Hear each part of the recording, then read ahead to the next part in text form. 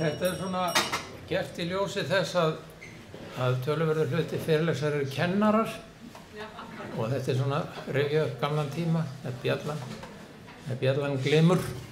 Verið innilega velkomin. Gaman að sjá svona mörg. Já, við erum með 100 sæti held ég. Þannig að það vonandi að þið finnið ykkur einhverja lausn. Við vorum búin að tína til allar lausastóla í húsinu. Já, verið velkomin. Sagnastund á Gáraskaga. Við erum búin að vera nokkur ár. Við Bárður, æskuvinur minn. Við byrjuðum á þessu fyrir nokkrum árum og höfum verið með þetta yfir vetramánuðina og það verið hérna svona 40 til 100 manns. Þannig að það bara áhugi fyrir þessu. Nú hérna, kannski aðeins, ef ég má aðeins nefna sagnastundina meira.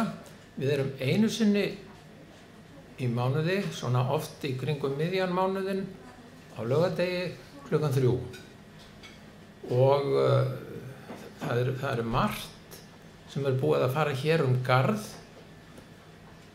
stríðsárunum og sjóferðum og sjóslysum og landhelgisgæslan búin að koma 2 sinnum og segja frá sinni glímu við náttúruöflin. Þannig að, og framundan eigum við ýmislegt. Það var nú hérna framleitt salt á Reykjanesi í nokkuð mörg ár sem mikil saga, tækni, markaðar og framkvæmda og við erum búin að fá góðan garðmann til að segja frá því, Gunnar Hersler. Nú, það annar garðmaður, Áki Ásgeirsson, sem að heldur úti skútu fyrir ferðamenn í Scoresbysundi núna í sumar. Og þeim flogið til hans og hann siglir. Og ég vissi það ekki að Scoresbysund nokkur 100 kílómetra langt. Þannig að hann hefur frá ýmsu að segja. Nú, Jón, slökkviliðsstjóri, nýhættur í hálfa öld, hann á ýmislegt að segja frá og fleira. En á fyrra starfsári þá komu hingað sandgerðingar. Kynslóðin sem að spratt upp miðja síðustu öld og þá núna komin á þennan góða aldur og man þá orðið tíman að tvenna. Það nefnilega þannig að þegar maður nær því að ná ákveðnum aldri, þá svo komið að maður man tíman að tvenna. Og við þessi kynslóð höfum lifað og hrærst í miklum breytingum sem að maður kannski verður ekkert alveg var við frá degi til dags af því að eins og segir í sænska kvæðinu sko dó og dó, svona þetta gerist svona þá og þá, ekki allt í samfellu, en við lékum okkur úti og unnum í fiski og vorum frjáls og við vorum laus við allar greiningar og lífið var bara ágætt og komum eiginlega nokkurn veginn öll standandi niður úr þessu. Það athyglisvert. Mér finnst það. En hingað, og við fengum 3 sangeri til þess að koma og þeir sagði okkur frá sínum heimi. Auðvitað eru þessir heimar í garðinum og Sandgerði og Keflavík og Njarðvíkum og Grindavík og Vogunum ósköp áþekkir á hverjum tíma. En ef við hugsum þá þurfum ekki að fara lengra, en til dæmis í afa og ömmu, þá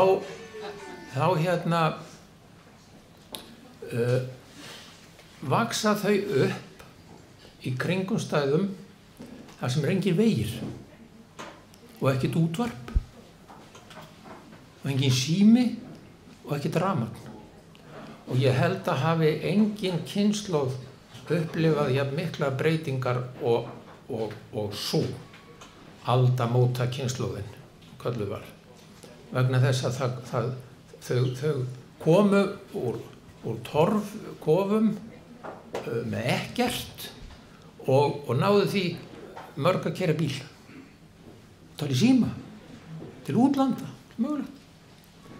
Þannig, en við höfum samt lifað mikla breytingar og í dag er uppvöxtur unga fólksins allt öðruvísi heldur en var hjá okkur.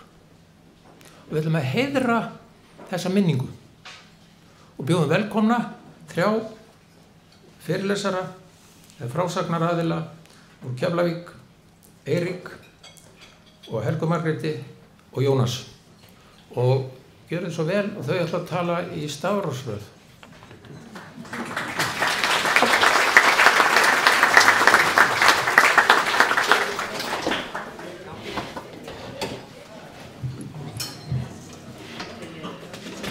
Sæl og blessuð, gaman að sjá okkur. Þetta verður svolítið svona ævi mín sem ég bregð upp myndum af, svona eins og ég man hana, saga mín eins og ég man hana og saga foreldra minna líka og fjölskyldu. Foreldra mínir fluttust í Keflavík 1941 og þá var þetta 1400 manna sjávarþorp. Pabbi hét Hermann Eiríksson og var fæddur á Eskifirði eða Reyðarfirði, ólst þar upp við kröpp kjör, fluttist snemma að heiman til að vinna við múrverk í Reykjavík og fór að stunda fimleika og þannig rambaði hann inn í kennaraskólan þó hann hefði ekki tilskilda menntun til að fá þar inngöngu. Þá fékk hann það í gegnum vilyrði og meðmæli Jóns Þorsteinssonar fimleika kennara sem hafði einhverja trú á þessum strák að austan.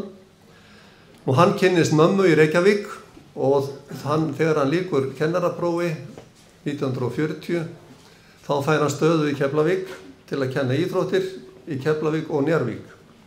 Þau bjuggu fyrst á Hafnargötu 43, mamma var þá ófrísk og eignast barn þá haustið og missti það barn.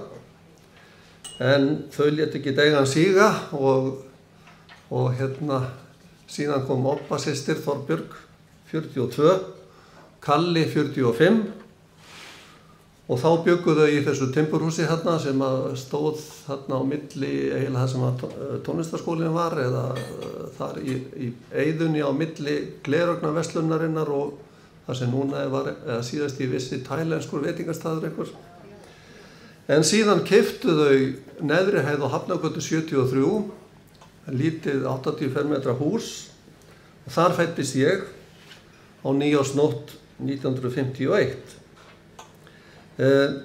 Þetta var þannig hagaði til að, svo ég lýsi nú aðeins í húsi, þetta var á einni hæð, 80 fermetrar, fyrir utan þetta voru 2 herbergi, eða 3 reyndar, það var 1 forstöðherbergi, eldhús og baðherbergi og kyndiklefi og út af kyndiklefanum var kolageymsla. Og þetta muna margir eldri Keflvíkingar að það voru kolageymslur fyrir utan húsin, þetta er svo áður en olíufýringin kom, sem líklega hefur verið 55 eða svo. Og fyrir utan var allstór lóð með snúrustaurum, þar sem ávallt héngu fiskspyrður, það var svona að minnst í endurminningunni, og þurrkuðu það fisk, en það var mamma fisksaladóttir, fædd í Stórapól í Reykjavík og ólst þar uppi mjög kröpp kjör. Pappinu var fisksali sem hafði starfað að draga kerru torg Reykjavíkur og selja húsmöðrum af kerrunni sinni. Og síðan fisku var í miklu uppbóti á mömmu einhverju hluta vegna. Þarna var líka kartöflugarður og sem var borinn á þari og seinna blákorn og ég man eftir því þegar að borinn var upp tröppurnar stór og mikill General Electric ísskápur sem þótti mikið þing, það átti ekki allir ísskápa. Utan á mörgum húsum héngu kassar utan eldhúsgluggana sem að kælivaran var geymd, skerið og mjólkin. Þetta muna kannski sumir aðrir. Nú á þessum árum var mikil uppsveifla í vinnu, íbúafjöldinn blés fljótt úr þessum 1400 og upp í 5000 og ég man eftir ómalbyggari Hafnargötunni Það var leikvöllurinn minn þar sem ég stóð með skófluna í grenjandi rigningu og bjó til rásir og læki og fannst þetta ótrúlega skemmtilegt verkefni. En það var náttúrulega af mér tekið þegar herinn malbikaði Hafnargötuna. Mér finnst þess að herinn hafi gert það en líklega hafi bara verið Ameríkanar en mér fannst þetta allt saman vera hermenn sem töluðu útlensku. En ég man að þeir gáðu mig tyggjó. Það var mikið, það þótti tíðindi. Nú á horni verslanir, nærliggjandi verslanir voru horni Hafnargötu og Vatnsnesvegar. Það var annars vegar kaupfélagið og allt sem ekki fékkst í kaupfélaginu það maður þurfti ekkert á því að halda.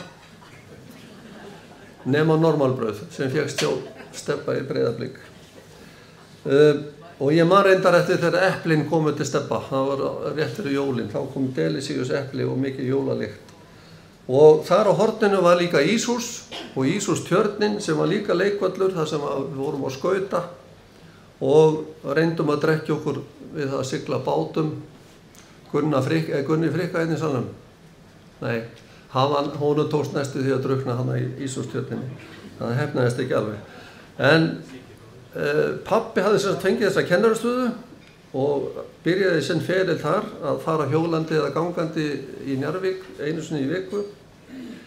Og 43 þá leist mönnum í Keflavík það vel á þennan strák, hann var náttúrulega ekki nema 23-24 ára gamall, að þeir fengan til þess að taka sér skólastjórn í iðnskólanum sem var verið að stofna og þannig hófst iðnskólastarf í Keflavík og pabbi var fyrsti skólastjórinn og útskrifaði 2-3 árum síðar 9 iðnnema sem þótti mikil tíðindi og hann var samfleytt með iðnskólan í rúm 20 ár, ég man ekki nákvæmlega hvernig hann hætti. Hann hætti með iðnskólan þegar þetta var gert að dagskóla. En 46 tók hann líka við rekstri barnaskólans, að muna svo sem ekki það að vera með barnaskólan líka. Þannig hann var skólastjóri þessar 2 skóla, svo lengi sem ég man. Og flestir sem til hans þekktu segja hann hafi sinnt þessum störfum á mikilli samviskusemi og elju. Hann var einhvern veginn þeirra náttúrugerður að hafa alltaf tíma til allra hluta og þess vegna hrúðust á hann ýmis verkefni. Ég svo í stikli örlítið og stóru þá sat hann bæði í stjórn kaupfélagsins og íþróttabandalagsins og iðnskólasambandsins og iðnú skólastjórafélags Íslands, var í bæjarstjórn, formaður stúkunar og formaður sóknarnefndar. Svo eitthvað sé talið, ég örugglega að gleyma einhverju. Og sumrin vann hann við múrverk og hafði alla því gert. Þannig að honum féll ekki mikið verk úr hendi. En það er svolítið skemmtilegt, ég rekst á vísu sem að 12 ára nemandi hans orti einu sinni. Ætíð glaður ávallt hress, aldrei börnin hræddist, alltaf minnist þjóðin þess þegar Hermann fæddist. En hann varð ekki langlífur, hann lést 57 ára gamall, vorið 74. Mamma var alltaf heimavinnandi, nánast alltaf, ég reyndi að man eftir henni við síldarsöldun og eitthvað svona smotteri en það var ekki við langan tíma. Leiksvæði okkar, strákana, ég segi strákana því ég man ekki eftir neinum nema strákum fyrirgefistelpur. En hérna strákana þarna á hæðinni eins og þetta var kallað var ansi stórt. Það var náttúrulega, við höfðum gríðarlega stórt tún, þar sem að núna er Bíkó, Vatnsnestúnið. Þar var fótboltavöllurinn og íþróttavöllurinn og síðan var þetta samfellt leiksvæði alveg frá fiskiðunni sem að stendur á mörkunum í Njarðvík og niður í Bás eða Sundlauginni.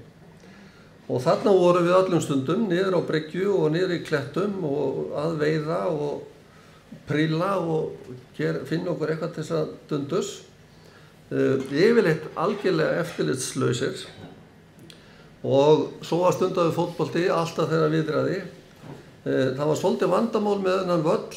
Við bjögum reynda til mörk, helviti flott, úr spýrum sem við stálum einhvers staðar og settum net í. En ef maður hitti ekki markið þá gat boltið fara út í sjó. Og ef maður hitti ekki markið nyrðra þá var stærðar drullupollur við heiðaveginn sem að yfirleitt fangaði boltan. Þannig að hann var alltaf blautur og gömlu leðuboltarnir voru þungir þegar voru blautir. En fjaran og klettarnir voru leikvöllurinn og við veittum á færi og háf. Það var oft krökkt af kola og stundum fengið maður fiskling og stundum meiri sem manni eftir að fengi steinbít við Básbryggjuna, það var reyndar ekki ég, en við fengum steinbít þar. Og við peyjarnir gerðum tilræð með útgerð, félagi minn í útgerðinni, Vigni Bergmann hérna einhvers þar, í Keflavíkurhöfn. Við stækkuðum háfana og smíðum okkur kerrubíl og hófum að fylla tunnu af kola og ýmsum fiski. Við fengum aðstoð frá Árna Vikarsheitum og Stulla Ólafs og reyndum að háfa loðnu upp úr. Þetta var rosaleg fyrirhöfn. En síðan drófum við þetta upp á vikt til Árna á viktinni og hann viktaði þetta og við fengum nokkra krónur fyrir. Og fyrir þetta keypti ég hníf, það var mikið hnífaumræða núna. Keypti dálk sem ég bar í beltinu, finnskan dálk í svona með rauðu skafti og hörðu húlstri, rosalega flottan. En hann var tekinn af mér þegar ég skar mig illa á hendi. En við nutum mikils frelsis og gerðum ýmislegt sem ekki var alltaf heimild fyrir. Þannig lenti ég nú í sjónum nokkru sinnum og einu sinni vorum við dálítið hægt komnir. Ég og Gísli Torfason, hann var algjörlega ósyndur, aðeins yngri en ég. Og þegar ég náði að krafla mig upp í fjöruna þarna við smábátabryggjuna, þá sá ég út undan mér hvar maður kom á hlaupandi og mikilli ferð og stakk sér í höfnina og náði að bjarga Gísla, hérna Villareik, þegar hann var að sokka hérna í enn eitt skiptið og bjargaði þannig líf hans, þannig að við vorum stundum hægt komnir. Daginn eftir fór Begga, mamma Gísla, með okkur beint heim til þessa manns til að þakka lífgjöfina. Ég minntist á íþróttirnar, fótbolti var aðal áhugamálið og á þessum velli sem ég minntist á áðan, þar urðu til margir býsna liðtækir fótboltamenn og bara svona til gamans, ég ætla ekki að dvelja lengi við það, þá eru þarna 5 landsliðsmenn sem þarna vörðu sínum tíma í lengri eða skemmri tíma. Það var Kalli bróðir, það var Gísli Torfa og Maggi Torfa, Guðni Kjartans og Ástráður Gunnarsson. Hann var í pollaliðinu okkar í að minnsta kosti 2 ár. Og það voru aðrir íþróttamenn, Davíð Valgarðsson, sundkappi, sem býr nú í Garðinum. Hann átti heima beint á móti mér og þar voru líka bræðurnir Gísli og Bjössi Blöndal sem einnig gerði það gott í íþróttunum. En einn stærsti áhrifavaldur á ævi minni, það var þegar ég komst í tæri við tónlist. Og það kom þannig til að pappa datt það í hug, hvað ég kom með langan tíma. Ég komin búið með það, ekki alveg. En pabbi fekk þá hugmynd að stofna drengjalúðrasveit við barnaskólan. Þetta var vegna þess að karlalúðrasveitin var í vandræðum með menntaða hljóðfæraleikara. Það vantaði einhverja sem kunni á hljóðfæri. Og pabbi var eitthvað að ræða þetta við Herbert Rýbisek sem var stjórnandi, Austurríkismaður, og hann sagði honum það að í Austurríki væru til drengjalúðrasveitir. Takið vel eftir. Drengjalúðrasveitir. Stelpur kunna ekki að spila á lúður. Ekki nefna það. Ekki eins og við Kari Stullunsson. En þannig var það. Og pabbi fór sem sagt í bekkina þegar ég í 10 ára, þá fór hann í 2 eða 3 árganga og tilkynnti þetta að það ætti að stofna lúðrasveit. Hann var búinn að fá stóran styrk frá bænum til að kaupa hljóðfæri. Og ég man að það mættu 120 strákar í inntökupróf. 120. Og þar voru valdir 30 minnir mig og við þurftum í rauninni að gefa svona drengskaparloforð það að ef við fengjum hljóðfæri og fengjum að vera í lúðrasveitinni, þá verðum við að skuldbinda okkur í 4 ár. Og sem við og gerðum. Sumir stóðu nú ekki alveg við þetta, þannig að við endum í 24 eða 5. En þetta var mjög stór þáttur í lífi okkar allra sem þarna voru og sumir urðu nú bara tónlistamenn út af þetta eitt. Þetta var mjög merkilegt framtak vegna þess að fjárveitingin dugði til þess að láta okkur hafa hljóðfæri sem við þurftum ekkert að borga fyrir. Við þurftum ekki að borga nein æfingagjöld, við þurftum ekki að borga fyrir neinar nótur að eina sem við þurftum að gera er eiga svarta buxur og hvíta skyrtu og þverslögu. Við þurftum að leggja út fyrir því. En svo var æft 2-3 í viku. Við fengum tónfræðitíma. Þetta voru yfirleitt hóptímar, 2 til 4, 5 saman í tíma og allt frítt og afbrugðakennarar, yfirleitt voru þetta allt saman hljóðfæraleikar við Sinfóníuhljómsveit Íslands sem að kenndu með Herbert. Herbert var gríðarlega harður stjórnandi og gat verið svolítið töff, sko. Óle, þið ennú meira, þú kannst ekki neitt og ónýtar allt.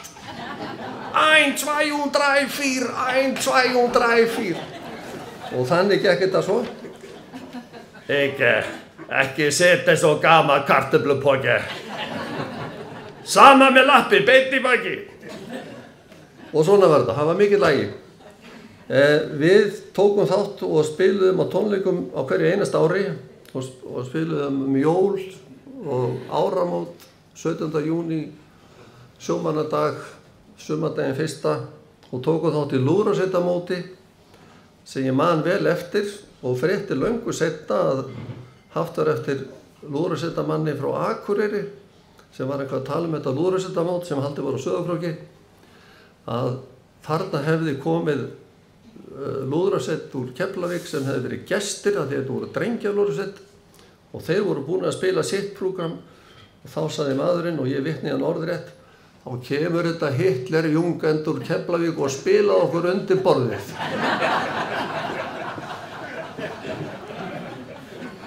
En svo rann upp tími skólahljómsveitanna, ég var aldrei orðað við þær en það var svo feimið ungmenni en Kalli bróðir byrjaði að snemma að syngja með hljómsveit sem hét Skuggar og var skólahljómsveit Gagnfræðaskólans og í þessum skuggum eða skólahljómsveit Gagnfræðaskólans voru nánast allir hljóma sem seinna mynduðu hljóma á einum öðrum tíma, þeir voru ekki allir á sama tíma en bæði Eddi eða Eggert og Gunnar og Einar Júll og Rúnar og Berti og Kalli voru allir í skólahljómsveit Gagnfræðaskólans þó þeir verið ekki alltaf á sama tíma. Ég er ekki viss um Elling, ég held hann hafi ekki verið þar en ég man eftir því þegar ég heyrði Kalla syngja í fyrsta skipti, hann var búinn að æfa sig mikið heima og eins og þeir vita sem syngja í baði þá var alltaf bestur hljómburðurinn á klósetti, baðherberginu og hann sem sagt var að syngja þarna í fyrsta skipti og ég fór á balli, þetta var skólaball barnaskólans og mamma spurði hvernig hefði verið.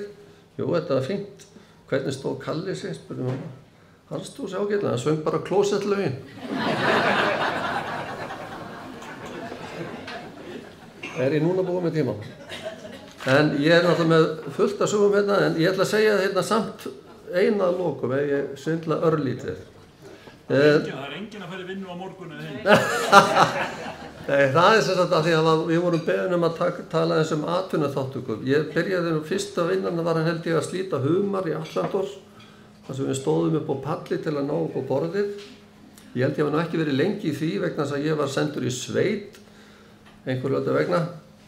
Þá var það mikið atriði að koma drengnum af mölinu og senda hann í sveit. En fyrsta alvöru vinnan sem ég starfaði eða vann, það kom til fyrir algjörða tilviljun. Ég átti náttúrulega heim á Hafnargötu 73 og var alltaf niður á bryggju og rölti niður á bryggju þar sem að var skip í höfninni. Það var einhvern frystiskipið, ég veit ekki nákvæmlega hvaða skip það var. Og þar stóð hópur af unglingum og köllum að bíða eftir vinnu. Og þeir sem að muna þennan tíma, þá kom sem sagt annaðhvort Þorsteinn Árnason eða Kalli Strít og stóð þarna og benti hérna þú og þú og þú upp og þú og þú og þú og upp og svo var hann búinn að velja hérna úr einhvern hóp. Þá bendir hann allt í hérna mig og þú og ég náttúrulega hlýddi manninu og fór hérna en ég var bara 10-11 ára gamall sko og var lang yngstur af þessum strákum.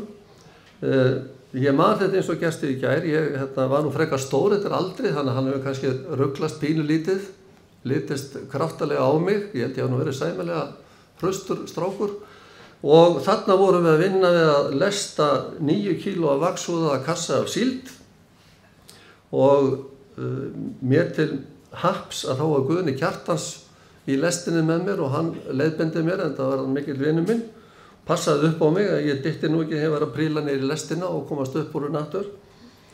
Og ekki nóg með það, ég fór náttúrulega fljótlega að taka 2 kassa til þess að sýnast eins og hinir. Maður ekki að taka 1 kassa, maður tekur 2, lágmark, vinna fyrir kaupinu. En síðan þegar vinnudegi lauk, þá ætlaði ég bara að hlaupa heim, sem ég gerði. Og Guðni hljópa harðasprett og eftir mér og náði mér hérna upp í Hafnarsjópu. Og sneri mér við, af því ég þurfti náttúrulega að skrá mig í vinnu svo ég fengi eitthvað kaup. Þannig að Guðni reddaði því og ég fekk kaup og ég man eftir því að við fórum saman vestur í bæ til Kalla og fengum umslag með einhverjum krónum. Og upp frá þessu þá fekk ég iðulega vinnu í skipunum, ekki kannski alveg næsta árið en fljótlega eftir það og allt upp í landspróf og þetta var mikill tekjuauki og hjálpaði manni mikið, sérstaklega þegar manni var að lofa kallakaupi, sem að Sævar mann örugglega eftir því þegar maður var að lofa manni kallakaupi ef maður koma, þegar maður náðarsamlegast fékkst í vinnu. En kanaskipin voru náttúrulega eftirminnilegust og það er náttúrulega búið að segja mikið um það. Það vildi vera dálítið rýrnun í þeim skipum. Ég ætla ekki að fara nánar út í það, ég hef þó öll brotin séu fynd. En þannig var þetta nú. Og ég er með fullt af öðrum sögum en þetta er orðið ágætt hjá mér, ég er ekki búin að svindla á tímana nóg.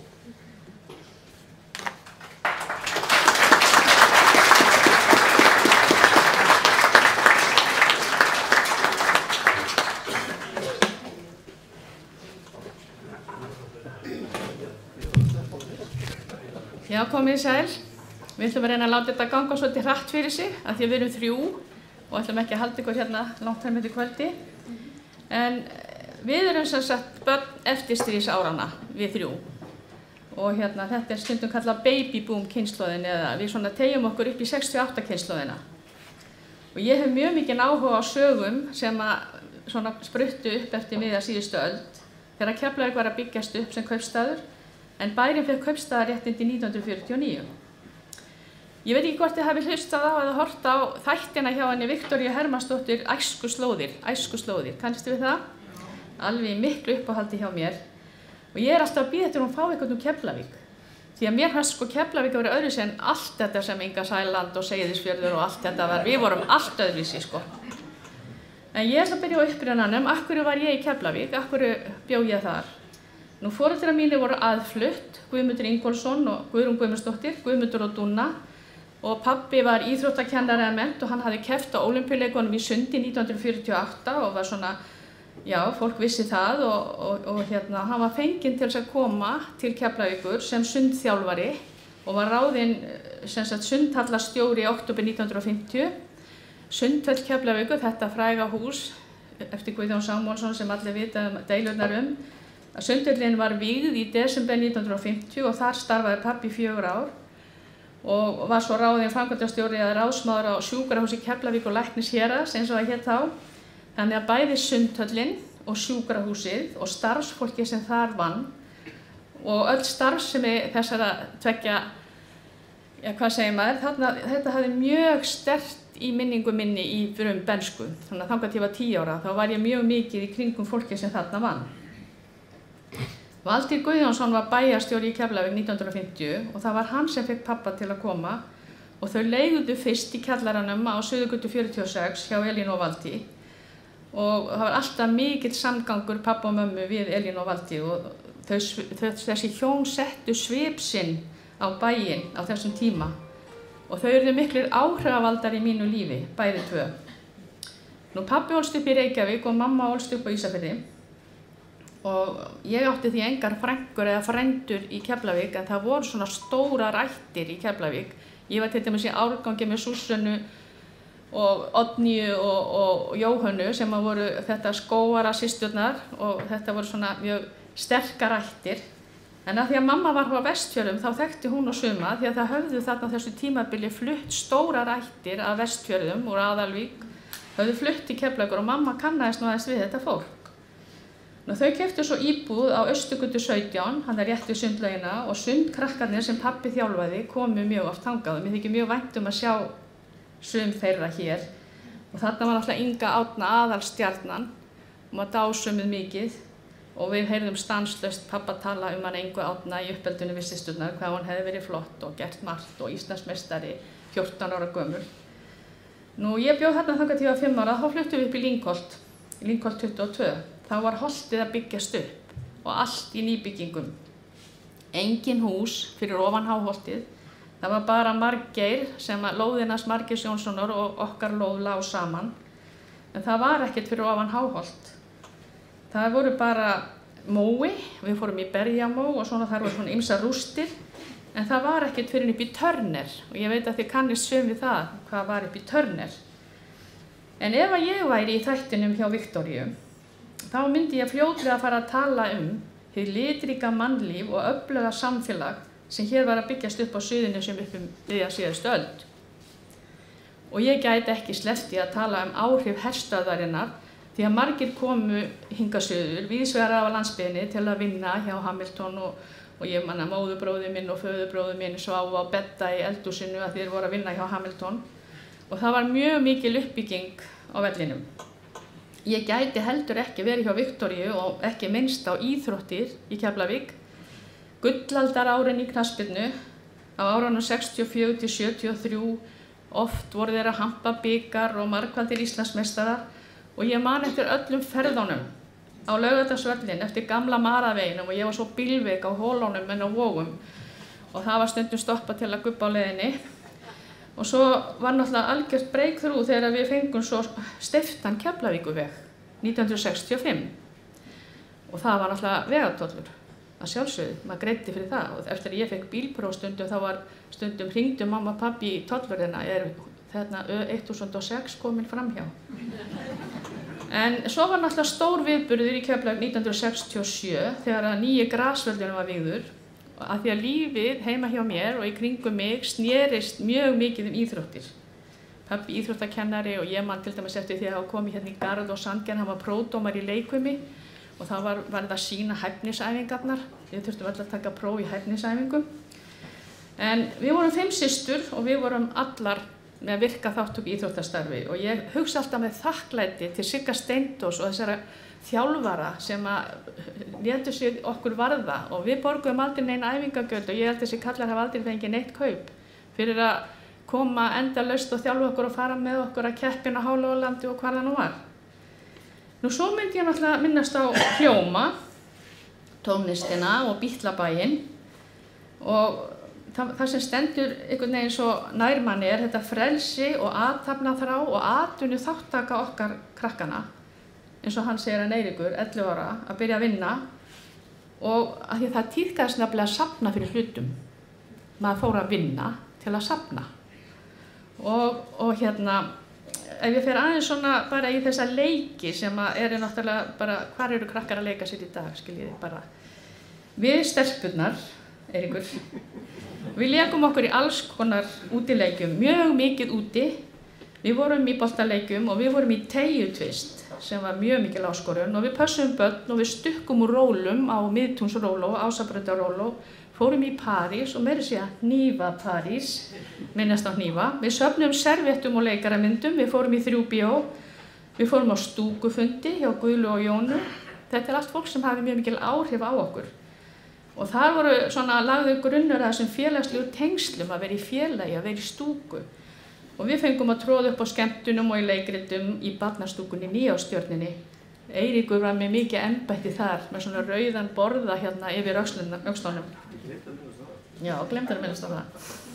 En svo var annað sem ég var bara að rifja upp daginn að því ég fór í svona kvöldgöngu með honum Kristjáni Jóhannsinni Njarðvíkurnar og hann var að segja okkur frá öllu sem var að gerast í Njarðvíkunum og þegar var að byggja upp stapan og þetta. En hann minntist ekki á það sem að mér fannst aðaldráttarafl mitt í bernsku, það var leikvöllurinn í Njarðvík.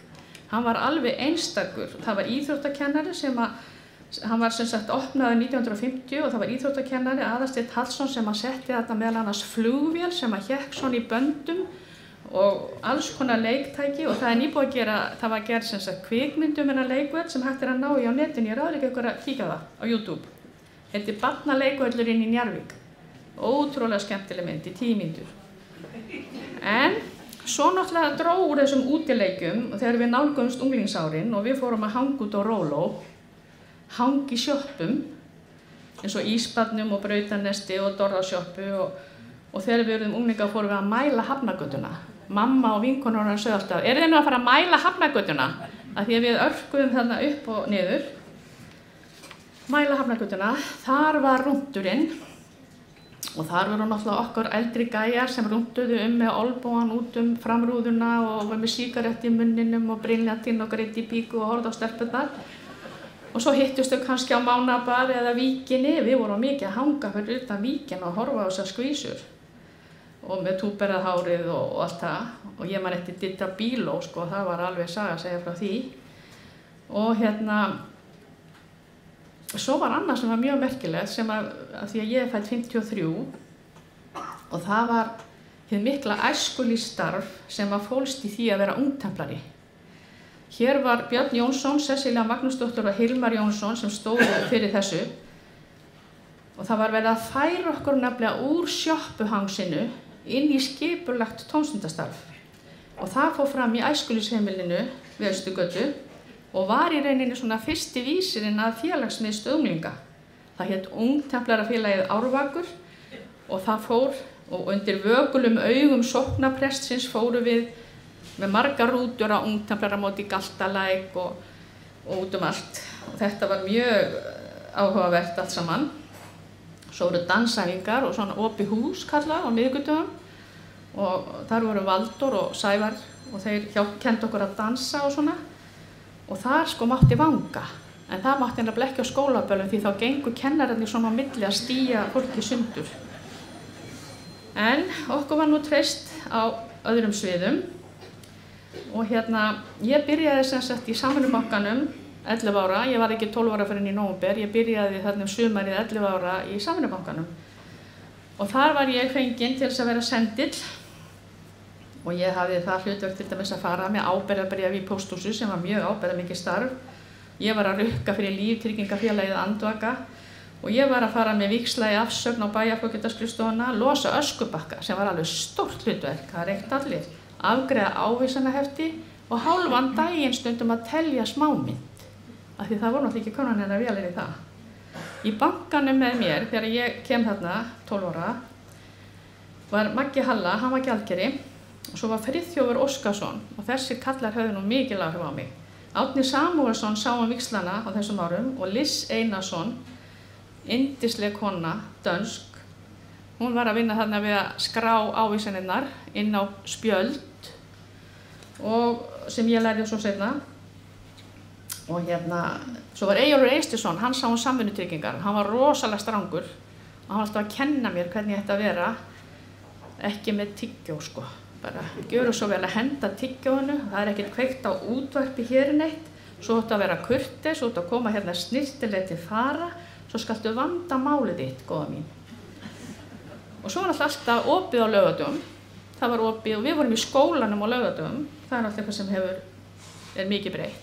Þannig að helgin, það var bara heilagur dagur á sunnudögum, eftir hádegi á laugardögum fór maður heim að hlusta á óskóla sjúklinga og svona, taka til, skúr út. Nú Valtýr var bankastjóri í Samvinnubankanum og það var hann sem tók mig úr bæjarvinnunni til þess að koma og vera sendill. Og ég man eftir til dæmis svona hlutum eins og forsetakosningunum 1968, þegar Kristján Eldjárn var í framboði.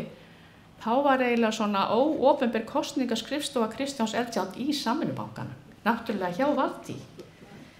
Og þarna var Samvinnubankinn á Vatnsnestorgi og Vatnsnestorg var mjög mikið mannlífstorg. Þar var járn og skip, þar var Eddan, keyptum nælonsokkabuxur og rúllubox og svona í Eddunni. Og svo var náttúrulega kaupfélagið þarna og Dorðasjoppa og Hörður Rakari, ekki að gleyma honum, og Henning á hjólasjoppunni á það rétt hjá. Og hugsa ykkur það voru 4 bankar í Keflavík á þessum tíma. Það var Sparisjóðurinn, Verslunarbankinn, Útvegsbankinn og Samvinnubankinn. Svo var svona peningahólf í Sparisjóðnum sem að úthlutaði oft peningum í hina bankana. Til dæmis eins og fyrir föstudaga þegar allir komið með ávísanirnar, það var biðröð sko langt út á götu, allir að skipta ávísununum sínum. Ég muni ekki eftir grænu þykku ávísununum sem að voru þarna og þið sem hafið unni á vellinu, þið muni hvernig þetta var. Og það var alltaf þurfti mikið meiri peninga í kassan, seðla á þessum dögum þegar allir voru að koma að skipta ávísununum. Og stundum þá hafði bara Valtýr eða Maggi Halla gjaldkeri, þegar einhvern veginn hafði ekki reiknað þetta nógu vel út hvað þyrftu mikið pening. Þá Helga Margrét send með svona skjalatösku eða gamla skólatösku í rútunni eldsnemma á föstudagsmorgni í Reykjavíkur og gekk frá umferðarmiðstöðinni upp í Bankastræti í Samvinnubankann og taskan var fyllt af seðlum, alveg fleiri 100.000. Svo labbaði ég bara með þetta út á umferðarmiðstöð og fór tilbaka til Keflavíkur til þess að væri nú seðlar til þess að skipta ávísununum. Ég ofta að hugsa þetta í dag. Við vorum líka að bera út blöð og rukka fyrir mokkan, það réðst enginn á okkur, við vorum fullt af peningum á okkur. En svo var ég að lesa ævisögu Margrétar Ágadóttur leikkonu. Hún hafði unnið í Útvegsbankanum í Reykjavík og hún var send í strætó með svona skólatösku full af peningum að því það vantaði í útibú Útvegsbankans. Svo ég veit að ég var ekki einum að gera þetta. En okkur börnunum frá 12-13 ára aldri var treyst. Og sko, ég held ég að verið 16 ára því ég tók við gjaldkerrastöðunni í Samvinnubankanum að Magga Halla þegar hann fór yfir í Sparisjóðinn. Allir voru að vinna, safna peningum og ég var lengi að safna fyrir fyrstu utanlandsferðinni. Það gekk mikið á í Keflavík árið 1971 og þá voru þarna knattspyrnumeistararnir okkar að fara að keppa í Evrópumóti ef ég man rétt, voru að fara til London að keppa við Tottenham. Þetta var svaka leikur og það var ákveðið að hafa leiguvél sem fór frá Keflavíkurflugvelli til London og við vinkonurnar vorum lengi að safna fyrir þessari ferð og fara í fyrsta skipti til útlanda til London þar sem að Twiggy var búin að vera og allt þetta. Og ég vann á 3 stöðum. Ég vann í bankanum, ég skúraði í Verslunarmannafélaginu, ég vann í félagsbíó á kvöldin og svo voru maður alltaf í sjálfboðavinnu að selja inn á leiki og eitthvað svona. En þegar við vorum í 4. bekk, svo ég fari nú aðeins tilbaka, þá komu ung hjón, kennarar við barnaskólan, Helgi Hólm og Brynja Árnadóttir. Og Helgi kendi mér í 4. og 5. bekk og hann var með nýjar kennsluaðferðir sem var þannig að hann var ekki bara gluggaröð, miðröð og hurðaröð, heldur skipta hann okkur upp í hópa og lét okkur gera alls konar hópverkefni.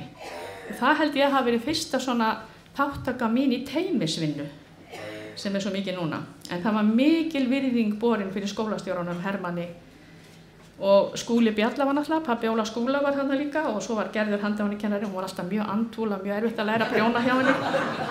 Og svo var Guðmundur Nordal, ég man að því hún Ína sko, ég man eftir Oddu og Ínu í kórnum og sungum milliraddir og mér hug og hjarta nú sko og sungum þarna ásatíðum og Guðmundur Nordal stjórnaði þessu öllu. Nú, það voru náttúrulega stór viðburðir í barnaskólanum voru ásatíðirnar og ég man eftir þeim að þeir voru haldnar í Krossinum í Njarðvík og man eftir leikritum og fimleikasýningum og svona sem var þar. En þar fóru líka fram íþróttakeppnir og ég keppti oft í handbolta í Krossinum og aðalkeppnin var náttúrulega við Njarðvík sem að Óli Thorstensen var að þjálfa stelpurnar í Njarðvík en við vorum með Sigga Stendos í Keflavík. Og svo svona smá minning sem ég ætla að reyna að fá ykkur til þess að svona, að því það er oft talað að þegar þú ert að rifja upp minningar að þá lykt eða hljóð eitthvað sem að færi þig til þess að fá fram minningu. Það er laugardagur, þetta hádegisbil og loftvarnaflautan fyrir í gang og það glimur yfir allan bæinn þessi loftvarnaflauta.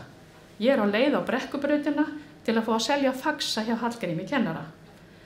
Og svo var það þessi Gúanófíla sem að lá yfir bænum og vörubílar fullir af fiski farandi eftir Hafnargötunni og Vatnsnesveginum og þetta var ógleymanleg lykt af því að það voru sko vörubílar svo lag svona slorið af þeim onni í drullupollana og allt angað af fiski. En ég hafði aldrei unnið í fiski. Vinkonur mína voru að slíta humar þegar ég var að sendast í Samvinnubankanum. En svo voru líka þessir olíubílar sem bökkuðu upp að hverju húsi að setja olíu á einhverja tanka. Þetta var alltaf fyrir daga heita veitunar. En að vera barn og búa í jaðri herstöðvar var vissulega sérstætt.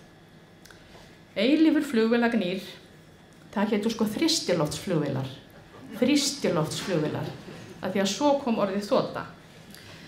En það var svona flugvéla bensínlykt, eitthvað svona lykt af flugvélinum sem maður fann stundum, sérstaklega svona eftir á veturna þegar það var búið svolítið kalt á nóttinni. Þetta var Keflavík æskuminnar á dögum kalda stríðsins. Við bjuggum svo sannarlega í nábýli við herstöð. Og það þýddi það að það voru margar amerískar fjölskyldur sem byggu víðsvegar í leiguhúsnæði og á þeim tíma sem ég var að alast upp, þá voru þeir mikið í þessu nýbyggingahverfi þannig í Holtinu, byggu margar í Lyngholtinu. Og það sem einkenndi þessa búsetu var það að Kanarnir notuðu gjarnan álpappi fyrir glugga til að verjast dagsbirtunni, þeir óku og jóðó eða vaffellbílum og svo var svona sérstakur skólabíl sem að mig minnir að hafa verið gulur eins og í bíómyndunum sem að keyrði eftir hringbrautinni og sótti kanabörnin og þau héldu á svona skólatöskunum og voru með belti kannski utanum, en við vorum alltaf með okkar í skólatösku sko.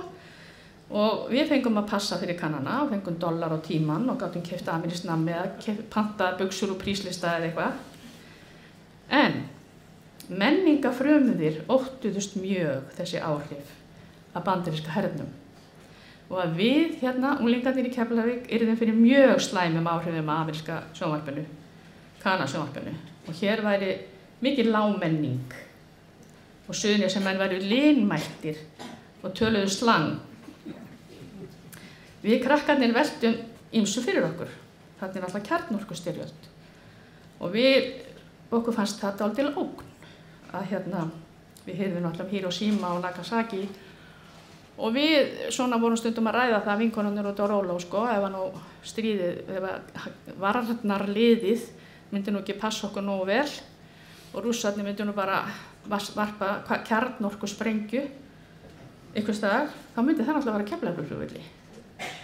Og við vorum svona stundum að ræða þetta. Svo var annað sem við vorum svolítið hræddar við og það var það að við bjuggum á jarðskjálftasvæði. Og ég man að Jórunn Tómasdóttir, vinkona mín, sagði alltaf þegar pabbi og mamma fóru í Reykjavík: ég vona bara að Reykjanesgræn klofni ekki frá, að komi svona það bara getur klofnað frá ef það kemur jarðskjálfti.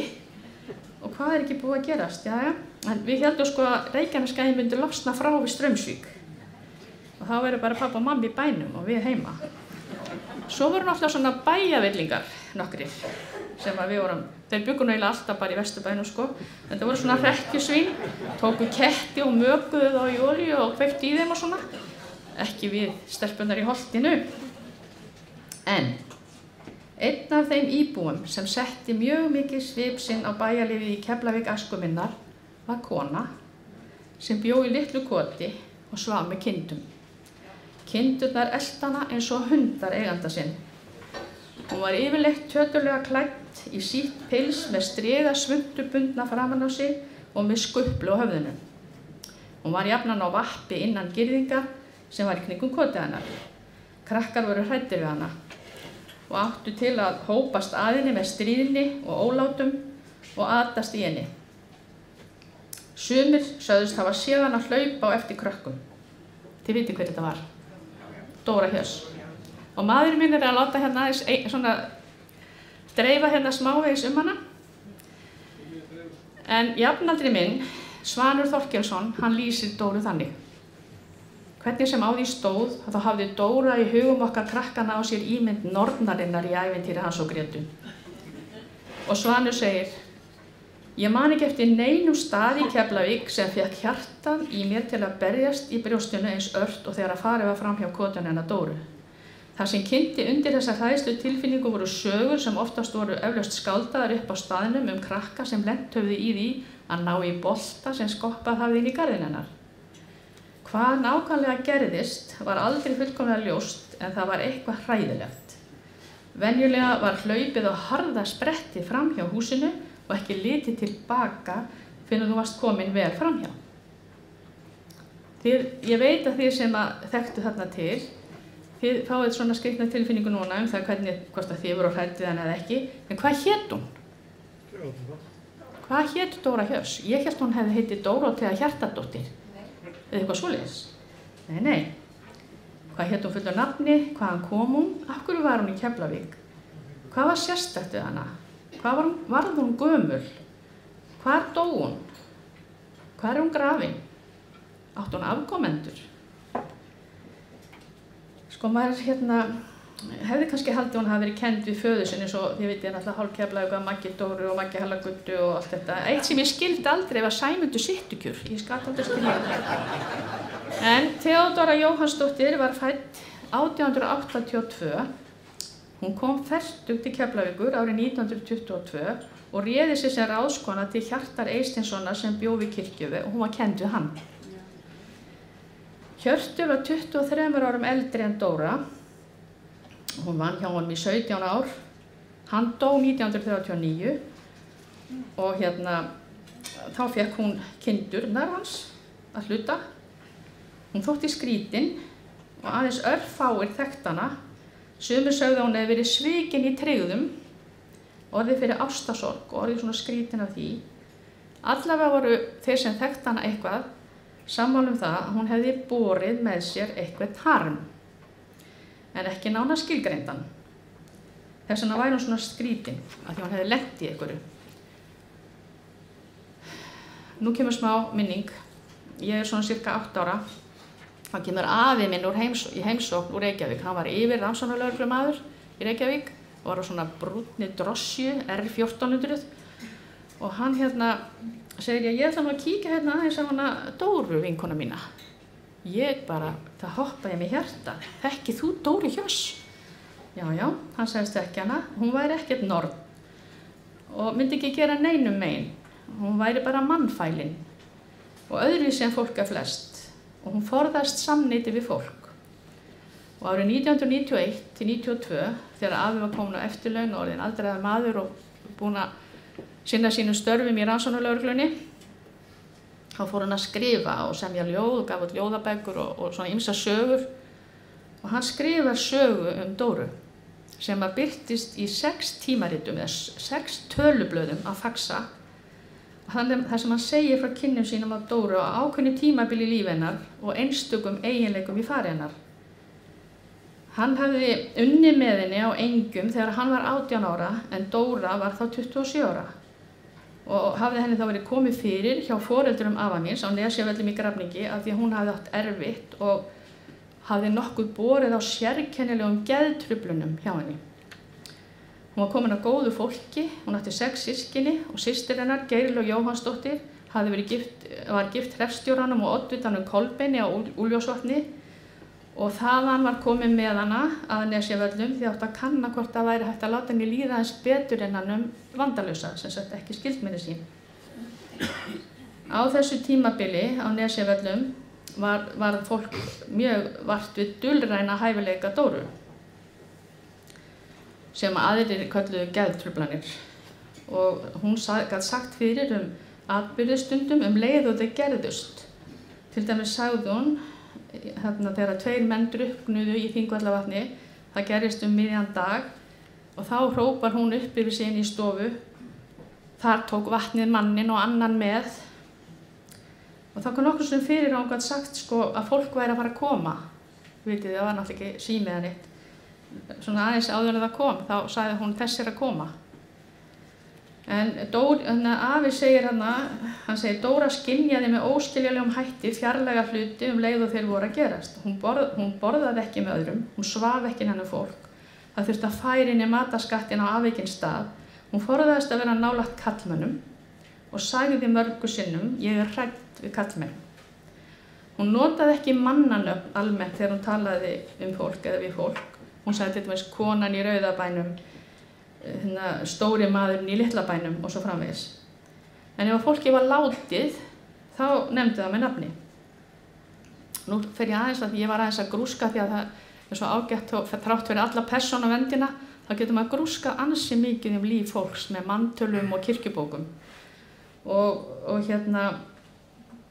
1910, þá var Dóra 28 ára, þá var hún skráð vinnukona á Ási við Bræðraborgarstíg í Reykjavík. Þar eignast hún barn með manninu sem var í vist hjá. Maðurinn hét Jón Sveinbjörnsson og dóttir þeirra fædd 22. nóvember 1910 og hét Magnea Svava Jónsdóttir. Árið 1920 þá Dóra 38 ára, sem sagt 10 árum seinna. Þá var hún skráð bústýra hjá bróður sínum á Litlaháls í Grafningi. Ekkert barn skráð þar á bæ. Þessi barnsfaðir Dóru, þessi Jón, hann dó þegar barnið er 1 árs. Og sem sagt dóttirinn, Magnea Svava, fann ég svo út að hún ólst upp á Auðsholti í Ölfusi. Og sú kona eignast 3 syni og einn er á lífi í dag. Þannig að 1 barnabarn Dóru Hjörts er á lífi í dag og býr í Kópavogi.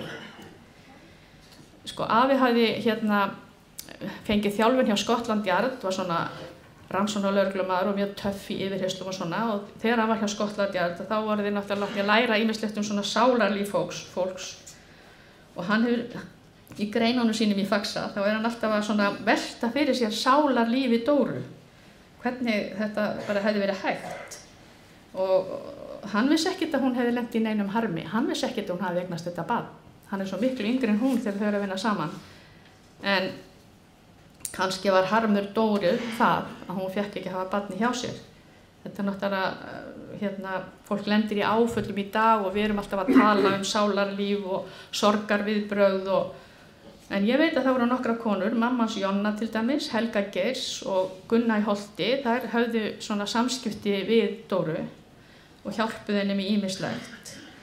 Og ég tók viðtal aðeins við hann Sigurjón Þórðarsson í gær, hann átti heima allar rétt hjá á aðalgötunni og hann sagði að mamma sín, Inga, hefði vitjað mikið Dóru á síðustu árum hennar og hún hefði alltaf fengið mjólk hjá Helgu Geirs og en Sigurjón sagðist sem unglingur hafa komið einu sinni inn til Dóru.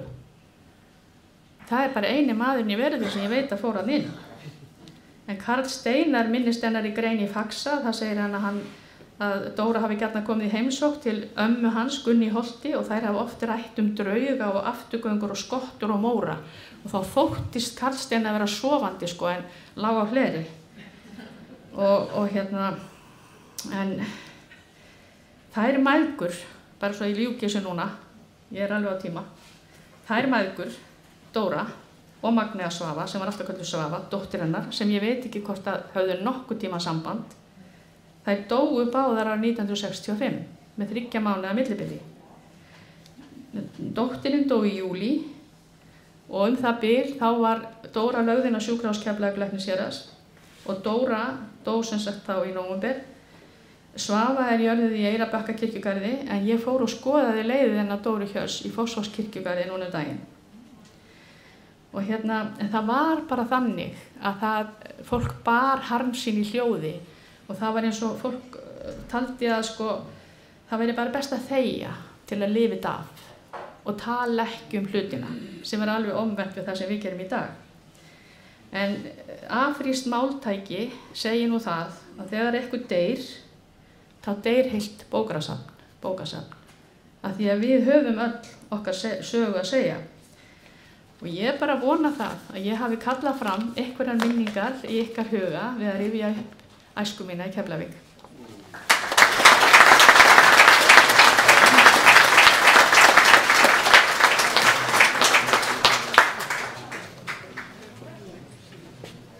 Ég er þá komin í hópinn, ég fór margsinnis inn til Dóru.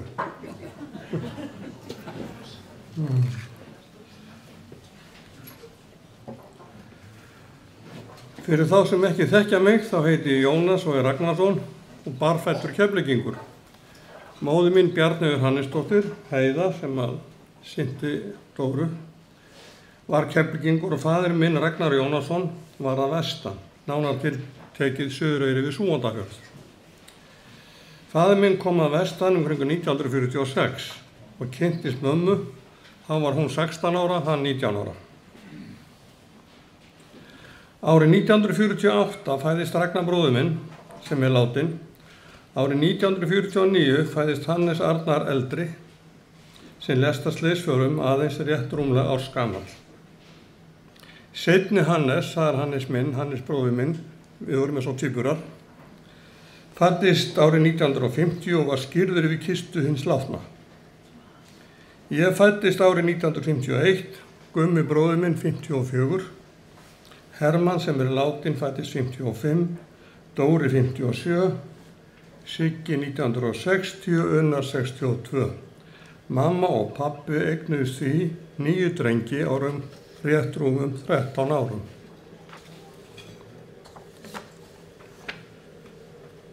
Við bræður ólstum upp í Keflavík kirkju 4 á plani það sem ráðhús í dag. Húsið okkar var ca. 70 fermetrar að stærð innan við það.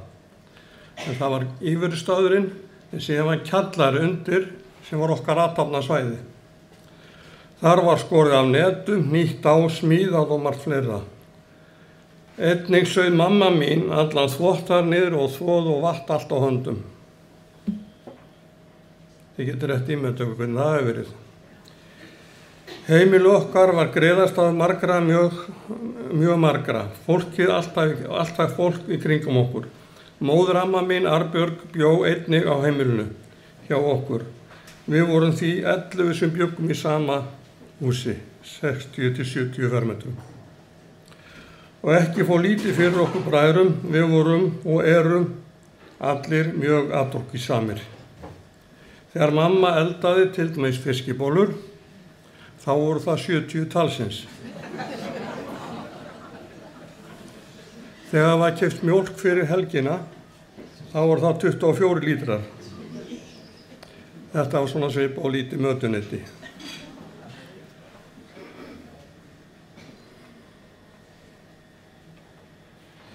Þannig var að við bræður byrjum mjög snemma að reyna að leggja til heimilisins og hjálpa til við að skaffa það sem þurfti.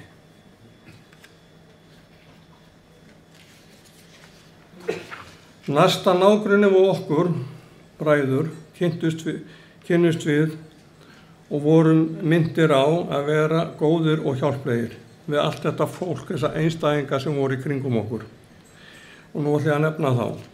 Í litlum kofa á lóðinni við húsið okkar var ömmusystir mín. Hún bilaðist á geði og afi minn byggði hennar kofa og sóttu hana vestur í Dali. Rétt hjá henni bjó Gunna í Holti sem að Helga gat áðan. Það var sambýliskona Stjána Bláa en hann hafði drukknað á milli Hafnarfjarðar og Keflavíkur 1921. Hún var einstæðingur sem okkur þótti vænt og fór á elliheimili 1958 og við höfðum ekkert meira af henni að segja eftir það. Fyrir aftan Guðrúnu bjó Dísa sem var kölluð Dísa svarta því hún var mjög svart hár. Hún var alltaf í útistöðu Dóru Hjörs. Það var einhvert ósamlyndi þar á milli sem ég kann ekki að skýra. Dóra Hjörs var með kindur í kjallara hússins til að halda á því hita. Hún var einstæðingur sem var oft hjá okkur á köldum vetrum. Þá bjó mamma mín til svefnpláss í kjallaranum heima hjá mér við miðstöðarketilinn. Þannig á þessu stóra heimili þá bættist þessi einstaklingur við. Rétt hjá henni bjó Sæmundur sem var kallar á öskubílum en hans kona hét Ólína. Og óluð þau upp einn dreng sem hét Einar og var alltaf kenndur við móður sína og hann var alltaf kallar Einar Ólínu. Þetta var mjög fáskipti fólk sem við höfðum lítið að segja og höfðum engin samskipti við. Við Klappastíginn á Vallagötuna var einnig mikið af góðu fólki. Bert og Ásta, vonandi þekktir Keflvíkingar, bjuggu á Vallagötu 9, þau voru fyrst með sjónvarpi á þessum stað. Og við fengum að horfa á þá þætti sem okkur langaði til og alltaf þegar við vorum að horfa á sjónvarpi hjá henni, lágum þar á stofugólfinu, þá kom hún með mjólk og kökur og færði okkur og dekara við strákana sína. Í næsta húsi við Ástu og Berta bjó Óli Skram einn með móður sinni. Og í húsi neðar bjó Björgvin Magnússon. Björgvin Magnússon var giftur þýskri konu sem talaði mjög bjagað íslensku. Björgvin var algjör ljúmenni og hann steypti alla vita úr gifsi sem voru í öðru hvoru húsi, bæði Reykjanesvita og Garðskagavita og fleiri. Þeir sem að muna þennan tíma, það voru stóri vitar sem voru steyptir með gul og með rauð og grænum gleri og þetta var hans handverk. Ekki má ég nú gleyma Gunnu frænku minni, Gunnu Hannesar og Óla Sól. Þau bjuggu á móti Björgvin og Önnu með allt sitt fólk. Gunna og Óli komu á kirkjuveginn heim til mín á hverjum einasta degi. Gunnar kom stundum oft á dag. Óli gekk gólf og skellti niður hælum, fór í skápinn, náði sér í kaffibolla og hellti kaffi í, sagði nokkur orð við ömmu, svo var hann rokinn á dyr. Gunnar kom til þess að líta eftir litlu systur sinni, móður minni, og athuga hvort allt var í lagi á okkar stóra heimili. Þær systur tóku alltaf slátur á haustin og eldu á kirkjuveginum og löguðu til. Og það var soðið í kjallaranum í stórum kolapotti. Gunnar var með hænur og hana sem gólaði á hverjum einasta morgni. Eitt skipti var ekki gól. Það hafði komist minkur í hansnabúið og drap öll dýrin og raðaði hræjánum upp í röð. Eftir að hann var dauður var ekkert gól og við söknuðum þess.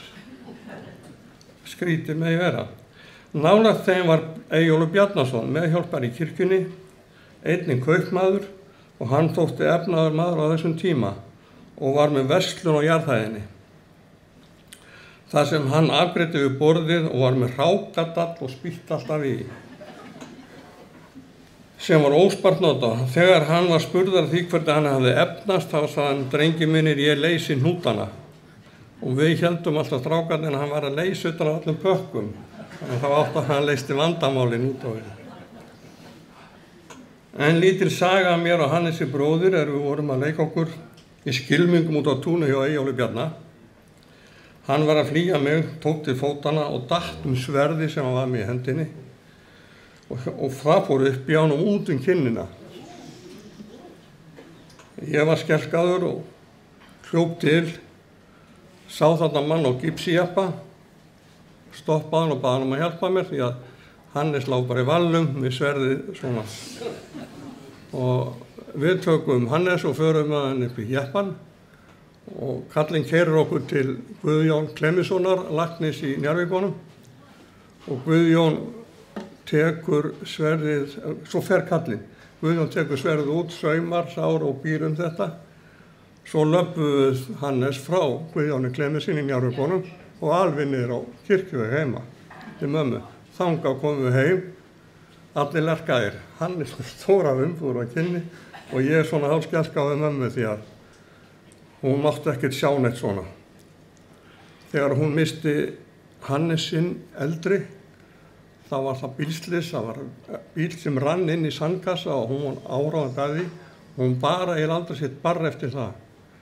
Og var alltaf hrædd okkur strákana. Ef við gerðum eitthvað eða fórum eitthvað, þá var hún alltaf að bíða eftir við kæmum, heilir heim. Þannig að þið fá fleiri svona sögur. Ef við meiddustum eða eitthvað gerðist, þá fórum við bara sjálfur og björguðum okkur.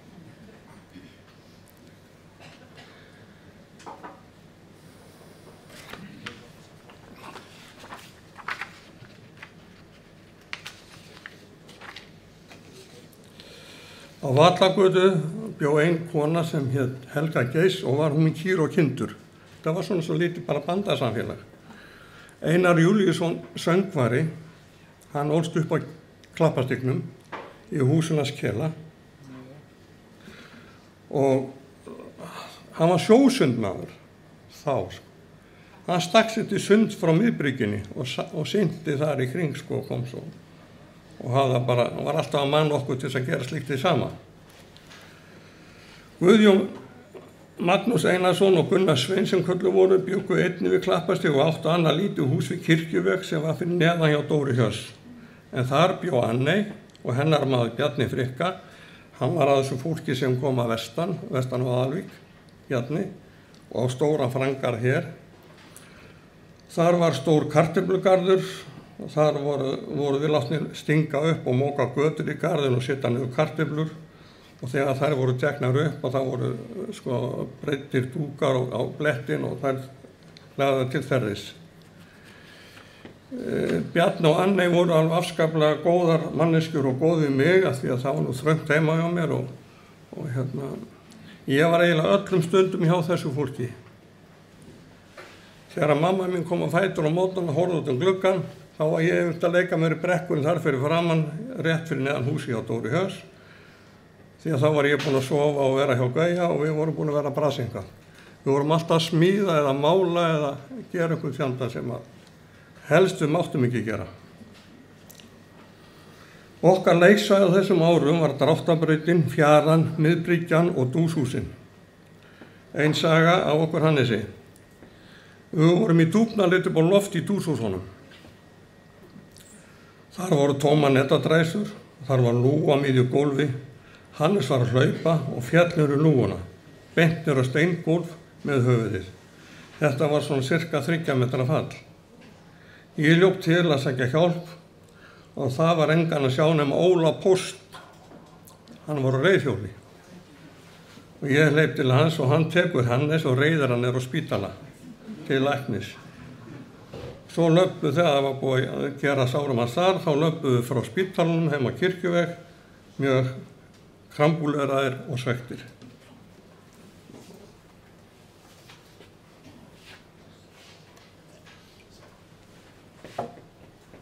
Svona var þetta nú. Við Hafnargötuna var Einar Sveinsson saltfiskverkun. HF Keflavík var afkastamikið frystihús, stóð þarna á sama stað áður en það brann. Aðalstöðin og lögreglustöðin voru við Hafnargötuna og þar var einnig Ísbarinn og Lindin. Ég var með myndir af þessu öllu, hefði gjarnan vilja geta sýnt það en aðstæður leyfa það ekki, þannig að þið verði bara að reyna átt okkur á því hverju ég er að lýsa. Hafnargatan er bara malagata, aðalstöðin er bara kofi, Ísbarinn er bara kofi. Þetta voru allt kofar. Húsið sem hérna við vorum að tala og ég ólst upp þetta var bara lítill kofi. Þessi miðbær var bara þannig. Þetta var hélt valla vatni og vindum, en hann gerði það samt og okkur leið vel. Og eina elsta sjoppa var Ástusjoppa og hún var við Aðalgötu. Það var margt bralla á þessum tíma. Siggi Svína, hann var með svínabút á Kirkjuveg, hann var vestast. Gummi Bárunni var með bílaverkstað, það rétt hjá. Hænsnagísli var með hænsnabú vestur á Kirkjuveg. Siggi á Nýjalandi var með fiskverkun fyrir aftan Kirkjuveg 34. Ekki án og skipulagi mikið á þessum tíma. Þessi kofa var bara settir hér og þar niður og fór starfaði og vann fyrir sér. Og það hafði það bara allir prýðilegt að ég. Dráttarbrautin var við enda Hafnargötu og þar var oft okkar leiksvæði á kvöldin. Einu sinni þegar ég var svona cirka 11-12 ára, þá vorum við með bardagi í Dráttarbrautinni. Okkar lið hét Rauða ljónið og mótherjar okkur voru Svarti hlébarðinn. Þeir voru búin að koma sér fyrir upp í bát sem var þarna í Víkjörð og við áttum við að koma og ná bátnum af þeim. Við þurftum að príla í stiga og stillðusum og komast upp í skipið, sem var næra ómögulegt fyrir okkur. Þetta endaði með því að ég kom heim til mín kvöldið með brotna framtennur. Guðmundur bróðir minn sem var á bassaldri, hann kom heim með skurð á höfði. Þá var mömmu nóg boðið og hún tók mig á tal. Því ég átti að gæta yngsta bróðins, eða yngri bróðurs.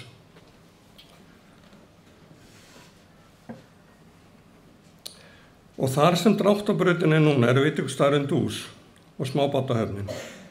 Dúshúsin sem áður voru fiskhús undir stjórn Þorkels Indriðasonar Kela og í eigu HF Keflavíkur nú listasafn og menningarhús bæjarins.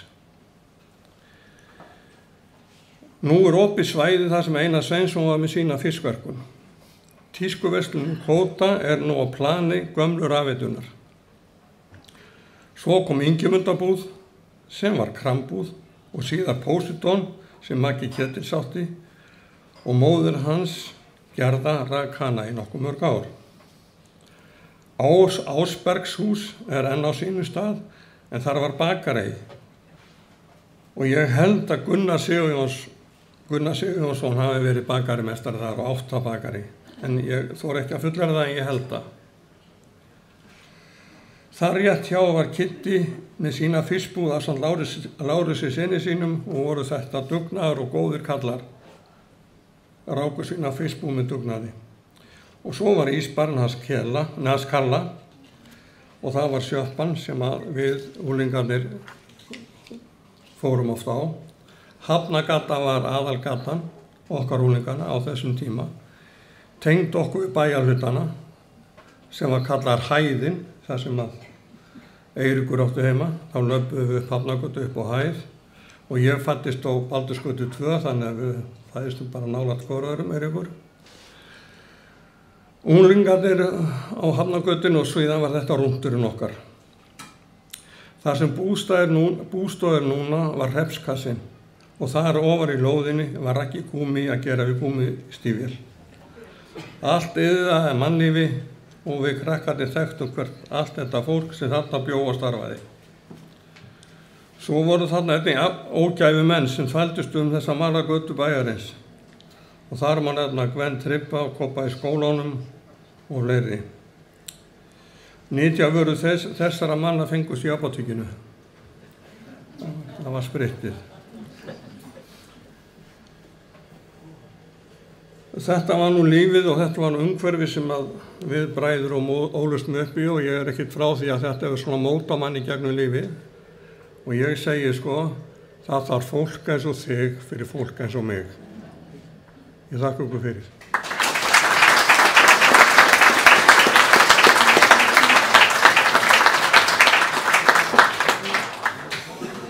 Já, ég held að sé óhætt að segja að það tókst svona það ítrasta sem við gátum vænst, að það tendruðust hér uppi fjöldi af ljúfum og fallegum myndum og minningum. Er ekki svo? Já. Við þakkum við fyrir. Nú, að endingu þá vil ég bara segja við ykkur, hér í veitingasalnum eru í boði vöflur með rjóma og berjum og annað ef menn vilja eða kökusneið eitthvað og það er alveg kjörið og velkomið ef menn vilja sitja aðeins áfram og spjalla saman. En þakka ykkur fyrir komuna á Sagnastund.